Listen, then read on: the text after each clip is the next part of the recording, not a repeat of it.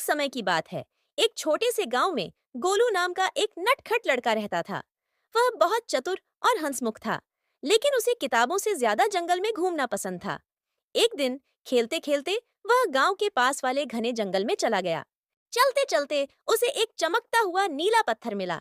जैसे ही उसने पत्थर को छुआ, अचानक एक तेज रोशनी हुई और उसके सामने एक जादुई बूढ़ा प्रकट हो गया।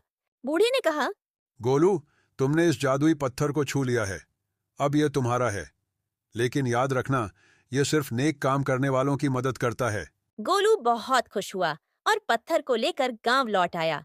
अब जब भी वह किसी समस्या में फंसता, वह पत्थर को छूता और उसकी मनचाही चीज उसके सामने आ जाती। एक दिन गांव में भयंकर सूखा पड़ा। नदी तालाब सूख गए, फसलें मुरझा गईं और लोग प्यास से परेशान हो गए।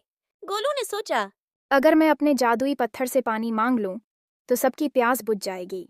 लेकिन जब उसने पत्थर से पानी मांगना चाहा, तो पत्थर ने कोई जादू नहीं किया। गोलू परेशान हो गया और फिर उसे बूढ़े बाबा की बात याद आई। यह सिर्फ नेक काम करने वालों की मदद करता है। गोलू समझ गया कि उसे खुद कोई उपाय करना होगा। वह गांव के सभी बच्चों को इकट्ठा करके बोला। अगर हम पास के पहाड़ पर खुदाई करें तो शायद हमें पानी मिल जाए। गोलू और उसके दोस्त दिन रात मेहनत करने लगे। कई दिनों की मेहनत के बाद अचानक जमीन से मीठे पानी का झरना फूट पड़ा। गांव में खुशी की लहर दौड़ गई।